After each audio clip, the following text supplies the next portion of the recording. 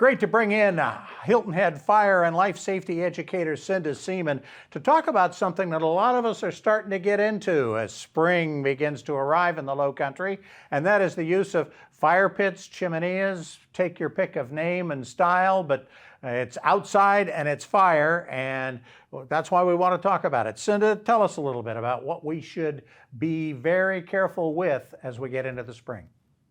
Okay, so first of all, with chimeneas, fire pits, grills, those items are used for cooking, for ambiance, and for warmth. Okay, they're not for burning yard waste. They're used for other things. So with these cool nights, it couldn't be more perfect. We do really need to pay attention, though. They can become dangerous if we're not careful.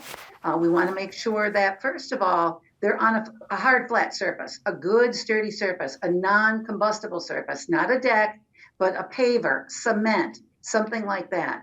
Let's watch what we have around our chimenea. Do we have a lot of pine straw? Do we have a lot of leaves? A lot of people will build little brick, almost fencing around it so that people keep a certain distance from it. You don't want to burn any yard waste in fire pits or anything. You don't want to use accelerants either. Okay. You don't want to use gasoline or anything that's going to be more likely to catch your clothes or something like that on fire. You talk about burning other things in the chimenea besides just creating a fire and going. We do have burning options on the island outdoors. Kind of tell us where we should draw the line and where the town draws the line. Right. So for Hilton Head, if we are using our chimeneas or our fire pits, we're looking at little twigs or commercial logs, that are designed for burning in those kind of pits. Those are the things we use.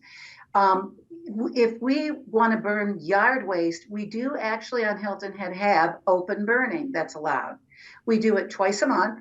And you must have a permit for it. It's not a difficult process. It doesn't take long, but you can go on our website, hiltonheadislandsc.gov. When you go to the fire rescue section, it does say open burning. It talks about the regulations, how far from a structure it needs to be, the size of the pile, what you can burn. So it's really good. It'll really fill you in, but that's more for your yard waste. Remember the other things I talked about, the grills, the chimeneas, the fire pits, that's called recreational burning. Okay. And something else people need to pay attention to is the weather. Think about it. It's a nice night out, but it's windy.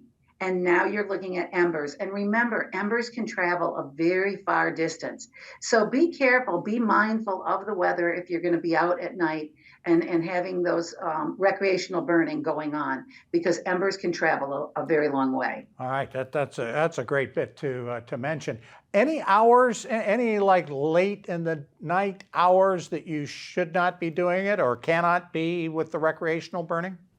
No, there's not really much regulation there. But again, we want to make sure those fire pits, and I'm glad you brought that up, they need to be out. It's not even a thing of timing as much as it is, let's make sure everything's out and everything around the chimenea is out, and there's, nothing left to chance. And that's, again, why it should be on a non-combustible surface. You leave something on a deck, you're going to have all kinds of problems. Also, you want to keep those chimeneas and fire pits and things at least 10 feet away from a structure. That's going to be a better chance of something not burning through the night. And as one who has a neighbor who likes to do this sort of thing, if it's a breezy night, maybe let your neighbors downwind know you're going to do it ahead of time so that they close up windows and aren't impacted by it all. That's a great thought. It's just because if you are in close proximity of your neighbors, that can affect them. That's a great thought. All right. Well, we've covered all of that. Thank you so much, Cinda. We appreciate the time, and hopefully folks get a little bit out of that. Again, Cinda Seamon, Hilton Head's Fire and Life Safety Educator. Thanks for joining us. Thank you. We'll be back with more of the WHHI Daily News right after this.